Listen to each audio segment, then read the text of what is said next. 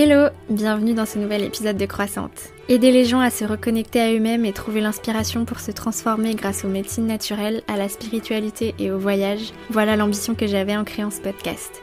Je suis Louise, ex-agent de voyage, étudiante en naturopathie et en yoga. Ici, nous partageons, mes invités et moi, nos réflexions sur le bien-être holistique, nos expériences d'éveil spirituel et nos déclics qui nous ont aidés à avancer dans la vie. Alors commence par prendre une grande inspiration, ouvre bien ton esprit et tes oreilles, prépare-toi à recevoir plein d'ondes positives. Et si le podcast te plaît, merci de le noter sur Spotify ou Apple Podcast et partage-le autour de toi ou tag-moi dans ta story. Merci du fond du cœur d'être là, je te souhaite une bonne écoute. Hello tout le monde, j'espère que vous allez bien. Aujourd'hui, je vous propose une interview avec une femme qui m'a énormément inspirée et que je suis honorée de recevoir et très contente de vous la faire connaître si vous ne la connaissez pas déjà. Il s'agit de Pêche, du compte Pêche et Églantine, qui est, entre autres, coach d'entrepreneurs. Depuis que je suis à Bali, et même avant sur Instagram, depuis quelques temps, je suis confrontée à pas mal de spiritualité bullshit, et cette entrevue avec Pêche est vraiment revigorante d'authenticité pour moi. Elle va nous partager son parcours, ses déclics, ses changements de direction pour écouter son cœur, les thèmes de développement personnel qu'elle aborde avec ses coachés, et vous allez voir, sa pensée est positive, mais on est loin de la pensée positive toxique. Elle est dans le concret, loin du love and light, vide de sens, mais au contraire, ses mots sont pleins de conscience et de mots impactants.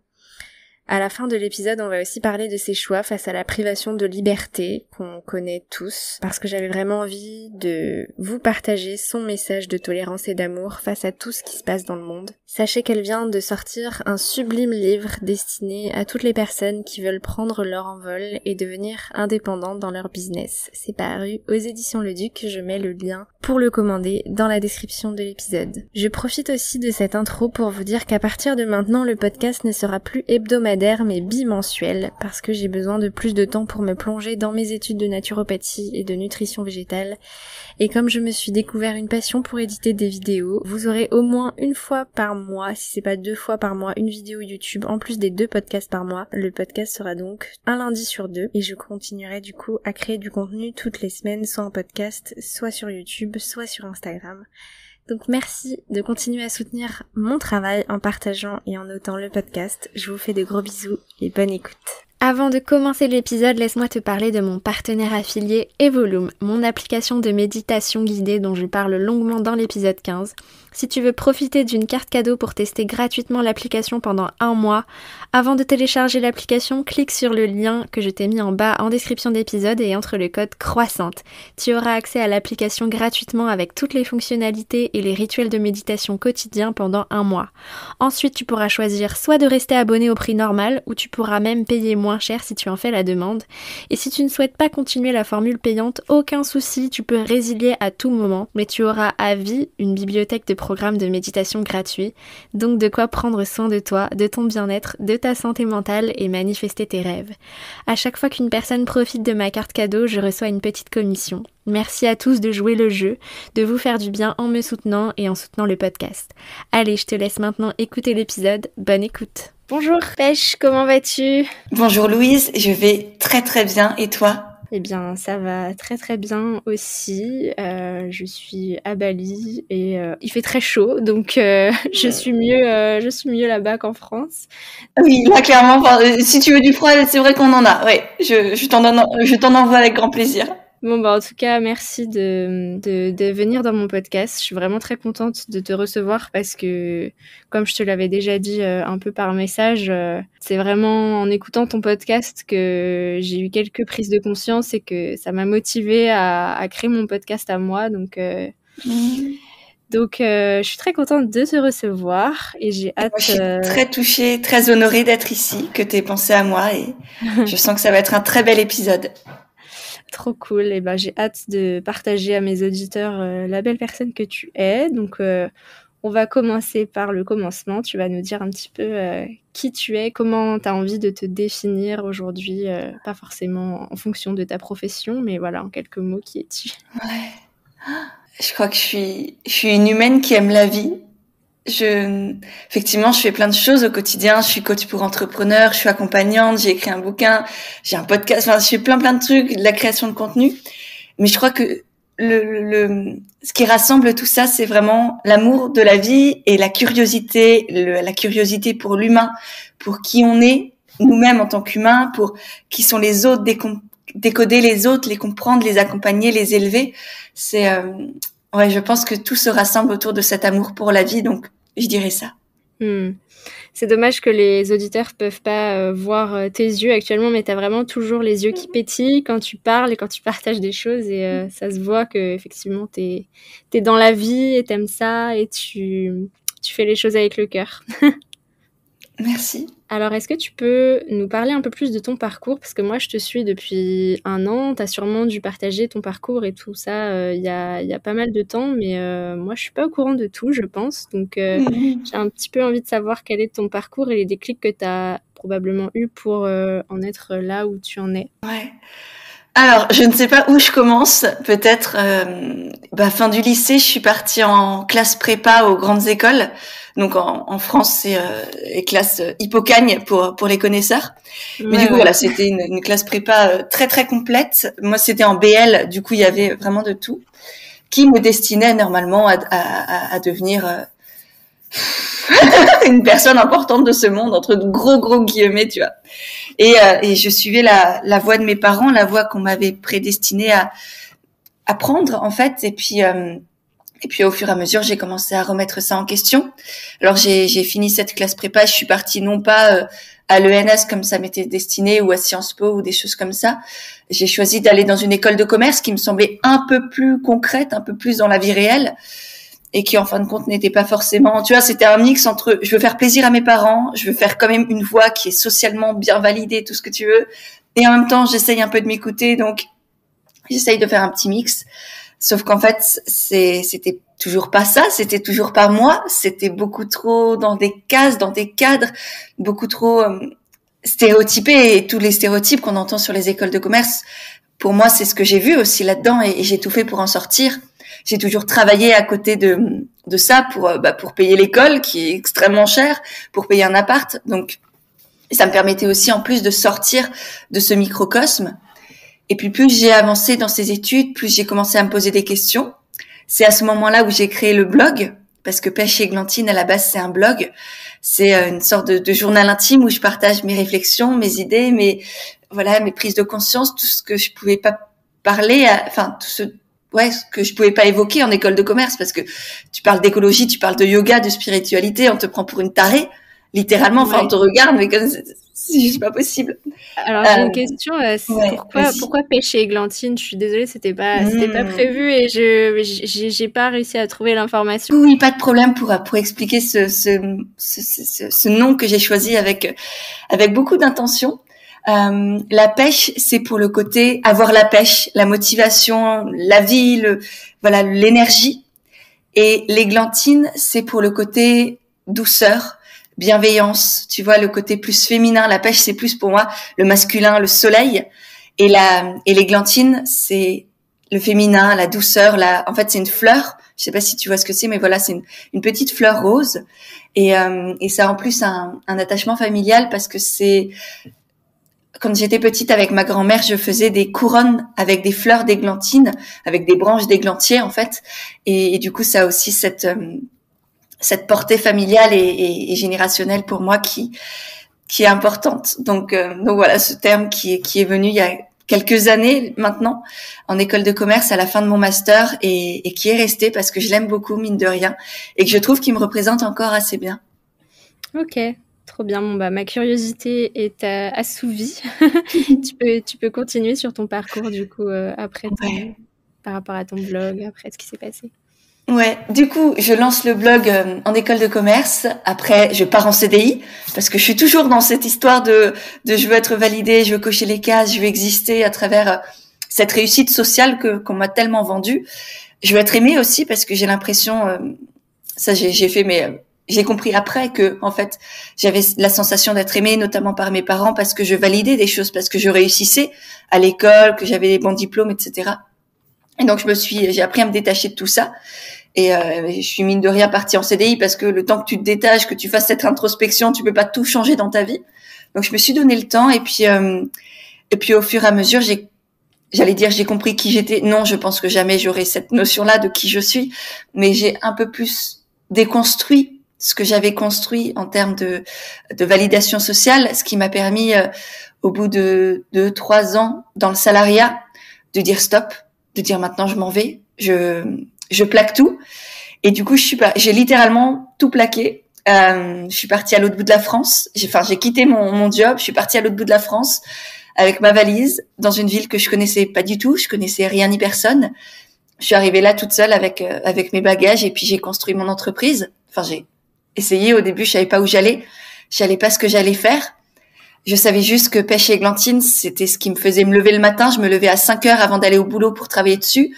Je rentrais le soir à 18 heures, je retravaillais sur mon blog, écrire des articles sur Insta, etc., sur YouTube. Donc c'était toute ma vie et je me suis dit, mais il y a quelque chose peut-être à faire. Et donc j'ai tenté, j'ai sauté et puis ça a pris. Alors au début, c'était effectivement du blogging, c'est-à-dire que j'avais des partenariats avec des marques, je faisais des choses sponsorisées, etc. Après, j'ai lancé un programme de yoga, donc avec une amie qui est professeure de yoga, qui existe toujours. C'est un magnifique programme. Et puis, de fil en aiguille, je suis tombée dans le coaching parce que j'ai des abonnés sur Instagram qui m'ont demandé de les accompagner, de les coacher. Et puis, du coup, je me suis formée, j'ai découvert cet univers et je suis tombée amoureuse aussi de tout ça parce que c'est pour moi une rencontre de l'humain, de l'autre, et puis un accompagnement aussi à faire en sorte que l'autre s'élève, se connaisse. Moi, vraiment, l'idée, c'est que chacun puisse se réaliser à l'intérieur, comprendre qui il est, assumer qui il est, pour pouvoir rayonner à l'extérieur. Partager cette lumière qu'il va trouver, parce qu'on a tous une lumière magnifique à l'intérieur de nous, alors avec différentes couleurs, différentes intensités, mais on a tous et toutes une magnifique lumière, quelque chose à apporter au monde, et l'idée, c'est que chacun en prenne conscience et la laisse le traverser pour qu'il puisse aussi la partager à d'autres. Donc voilà un peu mon parcours. J'essaie de raccourcir au mieux pour que ce soit pas trop ennuyant et en même temps vous donner un peu les grandes étapes de tout ça. Et donc voilà, je suis entrepreneur depuis quelques années maintenant, toujours dans le coaching, ça a évolué. Et aujourd'hui, c'est le coaching d'entrepreneurs, de femmes entrepreneurs, dans le bien-être, dans la spiritualité, dans le développement personnel. Ça peut être des coachs, des sophrologues, des professeurs de yoga, ou même dans l'écologie, tu vois, j'ai accompagné pas mal de personnes qui avaient des belles marques engagées, par exemple des soins zéro déchet ou des choses comme ça. Donc voilà, c'est un peu mon univers. Ok. Alors du coup, est-ce qu'on peut aller un petit peu plus loin? Est-ce que tu peux nous dire un petit peu quels sont les thèmes abordés dans tes coachings sur lesquels tu travailles avec des coachés? Ceux qui sont chers à ton cœur, ceux qui ont un fort impact. Il y en a tellement parce qu'en fait pour moi tout est lié, tu vois. On va travailler sur la confiance en soi à l'intérieur de la personne, ça va rejaillir directement sur ses offres, sur sa manière de communiquer, de vendre. Donc on travaille un peu sur tout, mais moi je pars toujours de l'humain, de qui est la personne devant moi, qui est-ce qu'elle s'autorise à être aujourd'hui, qui est-ce qu'elle ne s'autorise pas encore à être. Et on va aller chercher, on va creuser sa personnalité, ses envies, ses besoins, ses sources d'énergie, ce qu'elle a envie de bâtir pour le monde, c'est quoi sa vision du monde. Et ensuite, comment on fait pour mettre tout ça en place concrètement dans la matière, parce que il y a pour moi c'est hyper important en fait qu'on entre dans le concret, tu vois. Ok, on réfléchit, on a des belles idées, on a des visions, des choses comme ça, une mission, mais on applique, on passe à l'action. Et moi, il n'y a pas une coachée qui ne passe pas à l'action dans chacune de nos sessions ensemble. C'est toujours, je fais toujours en sorte à la fois qu'on réfléchisse et en même temps qu'on agisse. Parce que pour moi, l'un ne va pas sans l'autre et voilà, je suis très attachée à ce passage à l'action parce que pour moi, c'est comme ça qu'on change les choses et je dis souvent qu'une idée, ça naît 2 fois, un projet, même la prochaine grande licorne, start-up, je sais pas quoi. D'abord, ça naît dans l'esprit, ça prend naissance dans l'esprit et ensuite dans la matière. Donc les 2 étapes sont essentielles. Et tu peux pas faire l'un sans l'autre. Parce que passer à l'action sans avoir réfléchi, tu risques d'aller droit dans un mur ou de pas savoir vraiment ce que tu fais. Et réfléchir constamment sans jamais passer à l'action, pour moi, ça sert à rien d'une certaine manière, tu vois. C'est beau, mais c'est hyper frustrant. Tu as des regrets, tu as de la culpabilité, tu as l'impression de rien pouvoir être, d'être capable de rien. Mais oui, parce que tu passes pas à l'action. Donc, tu vois, c'est vraiment un va-et-vient constant entre la réflexion, l'intuition, je me connecte à ce que j'ai envie de faire et ensuite j'agis, je passe à l'action. Ouais. Mais ça revient avec ce que tu disais par rapport à l'énergie masculine et féminine, qui en fait, C'est ça. cet équilibre-là, c'est la base de la vie. C'est aussi Ouais. le principe du yoga. En fait, c'est le principe du yoga. Le but du yoga, c'est d'équilibrer l'énergie féminine et masculine. Donc, effectivement, oui, tout ça, ça a du sens. Mhm. Est-ce que tu avais d'autres thèmes dans tes coachings que tu voulais aborder pour cette Bah question? après, du coup, à partir de ça, tu peux tout aborder. Tu vois, on Ouais. aborde la confiance en soi, l'amour de soi, la légitimité, le fait de s'assumer, de poser ses limites. Bon, ça, c'est pour la partie un peu plus dev perso, connaissance de soi, on va dire. Et ensuite, il y a toute la partie entrepreneuriat pur et dur avec la communication. Comment est-ce que je fais connaître mon entreprise tout en restant moi-même, en prenant du plaisir à communiquer, à partager, en étant fière de ce que je fais. On parle des ventes, on parle de comment vendre ses offres, comment les proposer en fait au monde, parce que pour moi, la vente, c'est ça, c'est tendre la main. C'est dire à l'autre, coucou, je suis là, si tu as besoin de moi, j'ai ça à t'offrir. Et faire en sorte que si ça convient à l'autre, eh bien, ils viennent chez nous, ils nous choisissent aussi. Mais pas parce que t'es la moins chère, pas parce que t'as des prix ridicules ou parce que tu t'as des stratégies de vente qui sont pas très éthiques, selon moi évidemment. Mais vraiment pour qui tu es en fait. Faire en sorte que tes clients te choisissent pour qui tu es. Peu importe tes prix, peu importe le nombre de concurrences que tu as, c'est vraiment faire en sorte que les gens viennent chez toi, pour ta personnalité, pour ce que tu dégages, pour ton énergie. Et c'est ça qui est magnifique parce qu'à partir du moment où tu connectes à ça, eh bien, tu auras toujours des clients parce que les gens seront pas attachés forcément juste à ce que tu fais, à tes outils. Par exemple, toi, le yoga maintenant, il y a 3 milliards de coachs, de professeurs de yoga, donc faire en sorte que les gens viennent pour Louise, pour ce que tu leur offres, ce que tu leur fais ressentir en fait. Et c'est ça l'idée pour moi, c'est de faire vivre des choses, de faire ressentir des choses aux gens, pas juste de leur donner des enseignements. Je suis pas Wikipédia, j'ai aucune envie d'être Wikipédia, tu vois. Pour moi, il y a pas d'intérêt là-dedans. Pour moi, la vie, c'est des sensations, c'est des expériences. Et c'est ça que j'ai envie de créer chez mes clientes. Pour qu'elles ensuite puissent aussi le créer chez leurs clientes à eux, ou leurs clients à eux, à elles. Ok, ouais, c'est trop intéressant et bon, c'est clair qu'on peut pas développer tous les thèmes, mais t'abordes, je pense, la plupart de tes thèmes aussi dans ton podcast. Et, Tout à fait. Et j'invite vraiment les gens à aller écouter ce podcast parce que oui, moi, ça m'a vraiment déclenché des levages de barrières mentales quand j'ai commencé à réfléchir à quitter mon travail et à me mettre à mon compte aussi. Aussi j'ai écouté ce matin tes derniers podcasts sur la relation à l'argent. Et c'est vrai que on se cause des soucis mentaux qui servent à rien. Et enfin voilà, je peux pas résumer tout ce que tu partages gratuitement, qui est génial, mais vraiment aller écouter le podcast de Pêche, vraiment. Merci Louise. Alors lors de ta dernière masterclass, alors je sais pas si c'est la dernière, mais en tout cas c'était il y a 2 mois, je crois, 1 mois ou 2. Tu avais mis le doigt sur une croyance limitante que m'avait infusé mon ancienne boss. Voilà, je lui envoie plein d'amour et de respect. Elle m'a beaucoup appris, mais pendant des années, elle m'a répété que choisir, c'est renoncer.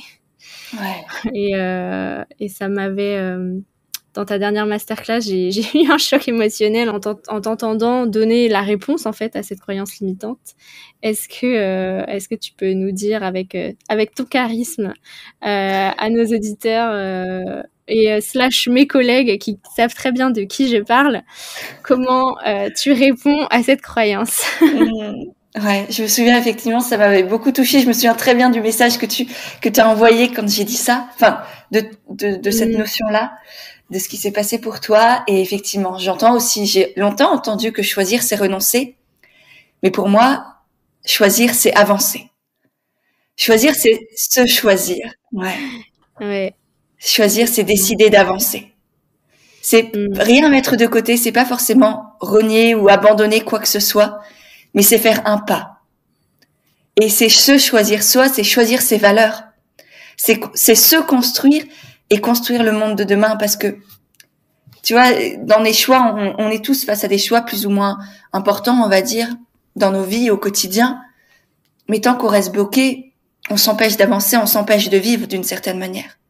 Et quand on change effectivement cette croyance-là, c'est ce que j'adore faire, déconstruire les croyances pour en construire des nouvelles. Et je suis très heureuse que ce soit le cas chez toi, notamment aujourd'hui.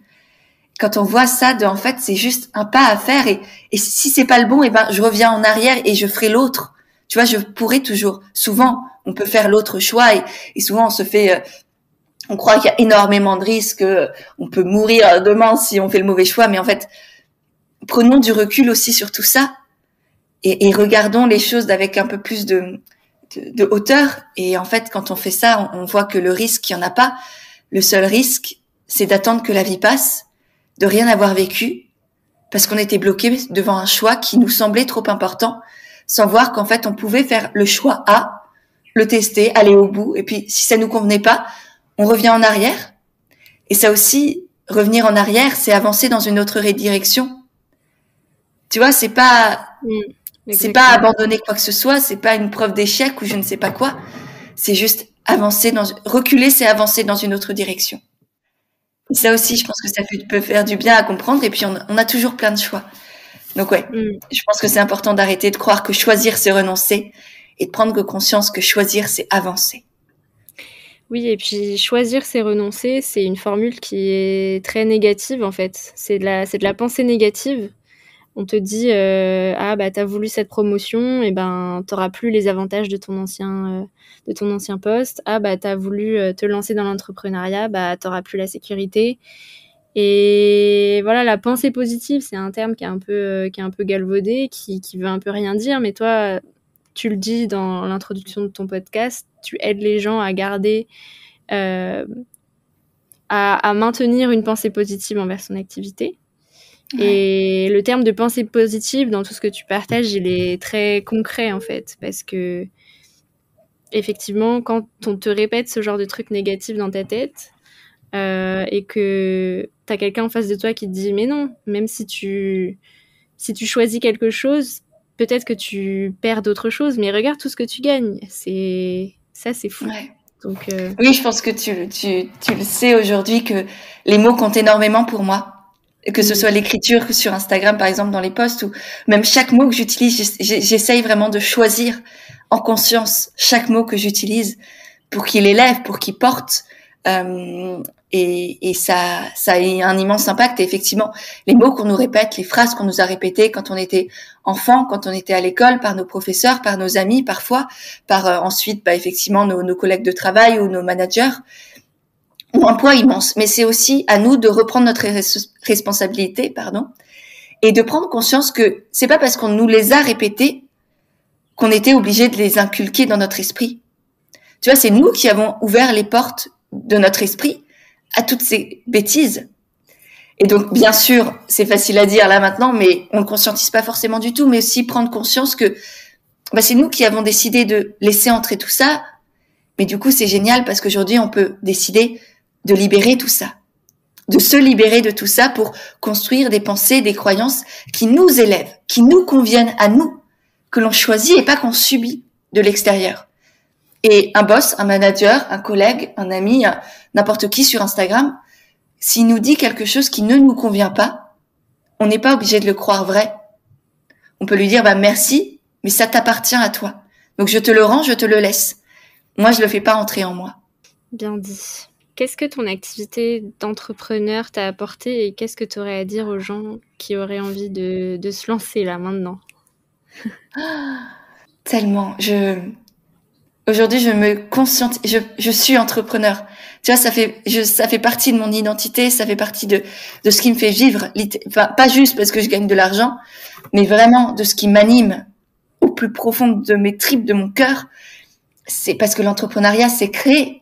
C'est encore une fois, c'est passer de la pensée à la création, à la matière. C'est reprendre son pouvoir, en fait, d'une certaine manière, tu vois. Arrêter d'attendre qu'un manager, qu'un boss nous dise tu fais ça, c'est ça tes missions et t'es payé en conséquence et en plus, je décide de ta valeur, je décide de ton salaire. Et là, c'est reprendre son pouvoir, reprendre ses responsabilités, reprendre aussi du coup sa liberté de créer ce qu'on a envie de créer, d'agir de la manière dont on a envie d'agir pour ses valeurs, d'agir avec conscience, d'agir selon qui on est, sa personnalité, son énergie, ce qui est l'élan de vie qui nous anime aujourd'hui, pour moi, l'entrepreneuriat, c'est ça, c'est cet élan de vie que j'ai libéré, en fait, d'une certaine manière.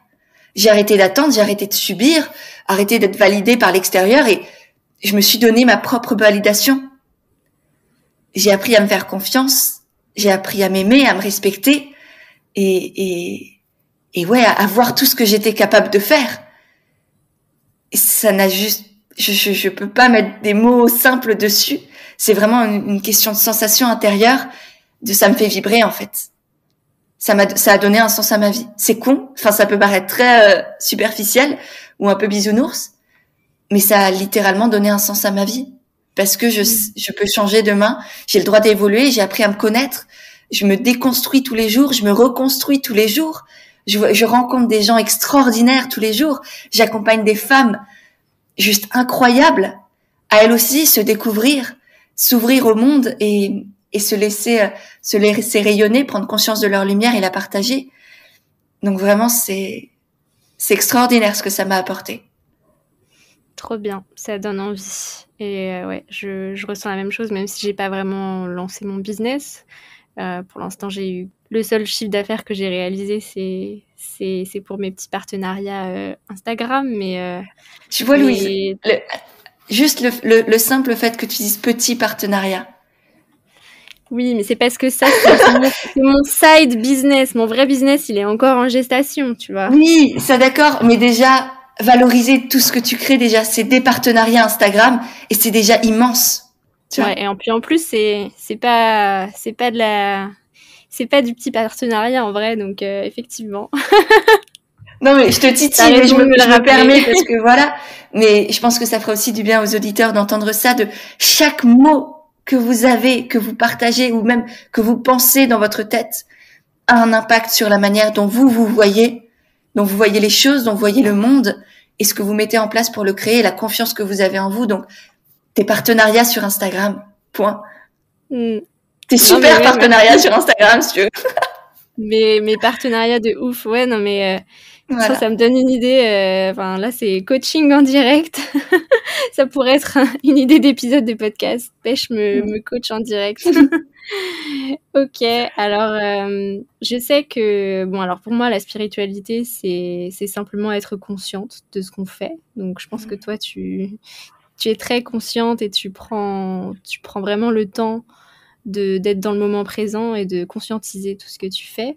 Je sais que voilà, tu fais aussi du yoga, tu utilises des tarots, donc j'avais un petit peu envie que tu nous partages ton rapport avec la spiritualité aujourd'hui. Ouais. Je crois qu'il est de plus en plus simple. Tu vois, j'ai longtemps été à la spiritualité, savoir plein de tarots, plein d'oracles, faire tous les rituels de lune, de trucs, de bidules. Et en fait, la spiritualité, pour moi, aujourd'hui, je pense que c'est plus un rapport à la vie, un rapport à la fois à quelque chose de plus grand et de très simple à la fois, de très, qui nous contient tous, en fait. C'est une notion aussi d'unité. Arrêtez de croire que tout est divisé, qu'il y a une dualité constante, qu'il y a le bien, le mal d'un côté, par exemple, et prendre conscience que le bien contient le mal et que le mal contient entre gros guillemets, déjà ça n'existe pas le bien, le mal, mais tu vois, l'ombre contient la lumière et la lumière contient l'ombre et c'est exactement le symbole taoïste du yin du yang. Il y a toujours ce point. Dans le noir, il y a le point blanc. Dans le blanc, il y a le point noir. Et prendre conscience que tout est unité, tout est lié et qu'on n'a pas à être divisé et que même nous, on est tous liés. Après, je ne sais pas dans quelle mesure tes auditeurs sont ouverts à cette notion-là. Mais ouais, prendre conscience que on a notre individualité, on reste des êtres humains. C'est-à-dire ancrés dans la matière avec notre ego, avec nos envies, avec nos parts effectivement d'ombre, de lumière, comme le dit Jung. Mais on est aussi des êtres spirituels. On a cette connexion à quelque chose de plus grand et en même temps, on est tous ce plus grand. Donc pour moi, c'est vraiment un rapport à la vie, effectivement en conscience, comme tu le dis, de conscientiser ce qui nous anime, de conscientiser ce qui nous entoure, de le respecter, de donner de l'amour à tout ça, à nous, à toutes les parts de nous. Tu vois, qu'on arrête de juger la jalousie, l'envie, le mépris, la rancœur, la colère, la tristesse peut-être encore, qu'on donne de l'amour, qu'on remercie toutes ces sensations d'être en nous, parce que c'est ça qui nous rend vivants, encore une fois. Tu vois, c'est parce que je ressens de la colère que je sais que j'ai des valeurs, par exemple. Cette année, ces dernières années, j'ai énormément ressenti de colère, qui était une émotion que je connaissais pas avant. Parce que pour moi, la colère, c'était la violence, c'était le mal, c'était les cris. C'est dû à mon enfance, mais tu vois, j'avais vraiment un rejet de la colère. Et donc, j'avais rejeté aussi l'idée que je pouvais en ressentir en moi. Et le fait de regarder ma colère avec amour, de la voir comme un petit bonhomme, si tu veux, en moi, un peu comme dans le film Vice Versa, et de lui demander, qu'est-ce que tu m'apprends, en fait, sur moi, sur la vie? Et en fait, ça m'a permis de prendre conscience que j'ai des valeurs auxquelles je tiens. Et quand elles sont bafouées, je me mets en colère. Et je suis contente, en fait, du coup, d'avoir tout ça en moi. Génial. Je pense que ça fait une sublime transition sur un peu la dernière thématique du podcast. Alors moi, je suis très admirative de ta façon de te battre et de résister, on va dire, à tout ce qui s'est passé cette année sur les privations de liberté, l'obligation vaccinale. Donc on va pas rentrer dans un débat, des jugements de valeur, etc. Binaire. Mais je voulais juste en fait t'offrir cette opportunité encore, comme tu l'as fait dans un de tes podcasts et sur Instagram, l'opportunité de te laisser t'exprimer sur l'intérêt de laisser aux gens le choix d'être tolérants, d'être libre, de garder son libre arbitre et de se battre pour sa santé, contre la division et tout ce que tu disais justement juste avant sur comment en fait on vit avec ces valeurs qui parfois rentrent en dissonance avec ce qu'on nous impose de vivre. Ouais. C'est vrai que j'ai ressenti beaucoup de colère et en même temps beaucoup de souffrance cette année. Avec tout ce qui s'est passé, avec le fait qu'effectivement je ne sois pas vaccinée et que du coup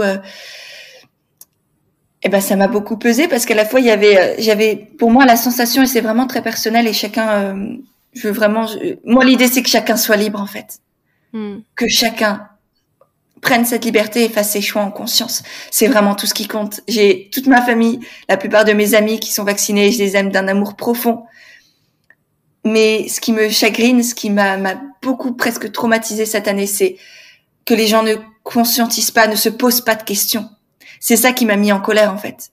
Le fait qu'on m'impose, soit tu choisis ta liberté, enfin le respect que tu portes à ton corps, moi c'est ma vision à moi, soit tu choisis la liberté de bouger, d'avoir des relations sociales. Donc aujourd'hui, j'ai mis en priorité ma santé physique plutôt que ma santé mentale.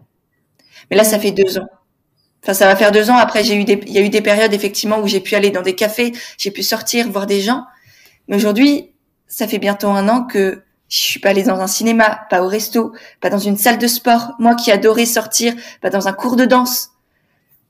J'ai des amis qui ne veulent plus me voir, des membres de ma famille qui ne veulent plus ou qui ne peuvent pas me voir. Parce que voilà, et je comprends, je leur envoie énormément d'amour. Et en même temps, là, c'est ma santé mentale qui est en jeu. Tu vois, alors parfois ça va bien. Aujourd'hui, ça va très bien, mais il y a des jours où je suis juste au fond du lit parce que je me dis, mais en fait, je suis toute seule. Est-ce que t'as envie de continuer à t'imposer ça? Tu vois, est-ce que je ferais pas mieux de me faire vacciner et comme ça, je retrouve ma liberté de bouger, de voir du monde et puis non, parce que j'ai choisi aussi de mettre ma valeur de liberté intérieure, de choix conscient, de respect de mon corps et de certaines opinions que j'ai avant ma liberté de bouger et de voir des gens. Mais ça, c'est une décision personnelle, mais je l'ai pris en conscience. Et je la remets en question de temps en temps. Est-ce que c'est toujours juste pour moi? Oui, ok, je continue. Non, parce que c'est trop douloureux. Là, je suis en train de mourir à petit feu. Et c'est trop dur. Peut-être que je vais remettre en question différemment. Donc, c'est à chacun vraiment de se poser la question. En étant honnête avec lui-même. Pas en essayant d'être validé par la masse. C'est pas parce que la masse fait des choses que la masse a raison. Ça, c'est aussi hyper important à comprendre. C'est pas parce que tout le monde te dit de faire ça que c'est la bonne chose à faire. Donc ouais, c'est encore une fois réfléchir, prendre en conscience, écouter son intuition. Pas qu'est-ce qu'on me dit de faire, mais qu'est-ce que je veux faire pour moi. Le soir quand je me couche, qu'est-ce que je veux me raconter sur moi. Quelle femme j'ai envie d'être. Et moi, j'ai décidé d'être une femme qui se bat pour ses valeurs. Eh bien, bravo à toi. Et moi, je me suis fait vacciner parce que justement, je me suis posé cette même question sur qu'est-ce que je choisis? Est-ce que je choisis mon corps ou ma santé mentale? Et le fait de pas pouvoir bouger, moi, c'était un sacrifice trop grand parce que j'avais déjà ce rêve et ce projet qui était déjà bien entamé de partir vivre à Bali et de partir voyager en Asie, et rien ne pouvait m'arrêter. Donc j'ai choisi de faire, entre guillemets, ce sacrifice pour ma santé mentale, parce que je n'aurais pas pu, je serais devenue folle si j'avais dû attendre des années. Donc j'ai fait ce choix-là en conscience. Mais donc, ce pourquoi je voulais que tu nous partages tout ça, c'est parce que j'entends encore souvent dire que ouais, mais les gens qui sont pas vaccinés, bah ils sont dangereux pour les autres, etc. Ils ont choisi la solution de facilité, alors que bon, voilà, c'est ce que j'ai trouvé dans ton partage. Et il y a des tas de gens comme toi en France qui, bah non, en fait, ils ont pas. C'est pas qu'ils ont pas eu le courage de se faire vacciner, c'est justement au contraire, ils ont le courage de se priver d'énormément de choses pour rester droit dans leurs bottes. Et ça, je trouve que c'est de l'ordre, voilà, après 1 an, c'est vraiment de l'ordre de la résistance c'est de la désobéissance civile quelque part, mais c'est de la résistance et d'une preuve de courage de rester dans ces valeurs comme ça, que je voulais souligner pour éventuellement ouvrir un petit peu plus l'esprit des gens et qu'ils aient un petit peu plus d'amour envers les gens qui n'ont pas forcément pris les mêmes décisions qu'eux, en fait. Oui, c'est vrai que là, je suis contre rien ni contre personne en soi. Je suis pour moi, en fait. Tu vois, c'est vraiment un choix d'amour, en fait. C'est pas du tout un choix de peur ou de je veux combattre. C'est un choix d'amour pour moi, conscient. Et je sais pas si c'est du courage. Pour moi, c'est peut-être, pour certains, pour moi, c'est de la conscience. Mais vis-à-vis de moi, et encore une fois, je ne juge personne, et tant que chacun fait ses choix en conscience. Et moi, ce qui me déplaît aujourd'hui, c'est plus la manipulation voilà, je vais pas dire, je sais pas de qui, en haut, voilà, mais il y a une grosse manipulation pour moi, et c'est peut-être ça qui me dérange plus que le choix individuel de chacun. Si on avait toutes les cartes en main et que chacun pouvait choisir en conscience, en sachant exactement ce qu'il choisit, en pouvant peser les pour et les contre de toutes ces décisions, pour moi, là, il y aurait vraiment aucun problème. Mais voilà, c'est peut-être la manière de le faire, de l'apporter, qui me dérange. Ok, en tout cas, merci d'avoir partagé ce sujet qui, quand même, est assez vulnérabilisant. Je sais pas si c'est un mot qui se dit, mais voilà, en tout cas, merci. Et donc, du coup, pour finir, ma dernière question en général dans le podcast, c'est si les invités ont une réflexion, un livre à partager. Mais je pense que toi, tu as un projet... Donc justement, un livre à partager que tu as lu récemment, que tu pourrais conseiller aux gens. Je te laisse en parler. Alors, je sais pas si tu parles de mon livre qui va sortir. Oui. J'allais pas du tout parler de mon livre, chose très présomptueux. Donc, effectivement, il y a mon livre qui sort le 15 mars en librairie, qui est en précommande actuellement. Donc, effectivement, évidemment, je le recommande si jamais vous êtes entrepreneur ou futur entrepreneur, parce que j'y ai vraiment partagé toutes les clés, tous mes conseils, toutes mes astuces, mes méthodes, mes réflexions pour vous accompagner étape par étape à devenir entrepreneur, à lancer votre activité ou à la propulser si vous êtes déjà lancé. Et ouais, c'est mon bébé. J'ai mis plus d'1 an à l'écrire et j'ai vraiment tout transmis dedans. Donc oui, bien sûr, je le partage. Pourquoi pas après une réflexion récente ou un livre récent. Là, je suis en train de lire, je suis sur la fin du livre de Frédéric Lenoir sur Carl Jung, qui est passionnant, qui est magnifique. C'est une personne dans lequel je me retrouve énormément dans ses théories, dans ses réflexions. Donc, ça porte ça met des mots, en fait, ce livre met des mots, et toute la transmission de Carl Jung met des mots sur ce que je vis et ce que j'ai conscientisé depuis des années. Et là, ça me permet d'avoir des mots là-dessus. Et puis sinon, une réflexion récente que j'ai eue, c'est d'apprendre à aimer le vide. Parce que c'est dans le vide que l'on se construit. C'est quand il y a de l'espace que l'on peut créer des choses à l'intérieur. Et donc, c'est laisser du vide dans sa vie, laisser des périodes de rien dans son agenda. Accepter de parfois ne pas être bien, de se sentir vide, justement. Pour pouvoir se demander, qu'est-ce que j'ai envie de construire dans cet espace-là? Au lieu de toujours rajouter voilà, moi je sais que j'ai eu des compulsions alimentaires pour combler ce vide. Parce que dès que j'avais une émotion, dès que je m'ennuyais, dès qu'il y avait un truc comme ça, j'allais manger. Il y en a, c'est le shopping, il y en a, c'est les relations sociales. Laissez du silence, laissez de l'espace, laissez du vide en vous ou autour de vous parfois pour pouvoir créer des choses qui sont réellement alignées avec qui vous êtes. Trop bien, merci d'avoir partagé ça, je te rejoins complètement. Pour ton livre, je vais m'empresser de me le procurer au format Kindle, j'espère qu'il sera disponible dans ce format-là. Il l'est. Ok, trop bien. Et ouais, pour Frédéric Lenoir, j'ai justement vu tout à l'heure qu'il faisait partie des invités du week-end Métamorphose de Chloé Bloom, auquel je vais m'inscrire, puisque ça a été aussi un grand moment pour moi l'année dernière, ce week-end. Et voilà, donc en tout cas, merci beaucoup d'avoir partagé tout ça. Et puis à bientôt sur tes réseaux. On peut te retrouver sur ton compte Instagram Pêche et Églantine. Je mettrai tous les liens en description d'épisode. Et puis voilà. Merci Louise, merci infiniment. Ouais. De rien, merci à toi pour ton temps. Et puis merci à tous de nous avoir écoutés. Oui. Bonne fin de journée, salut. À bientôt.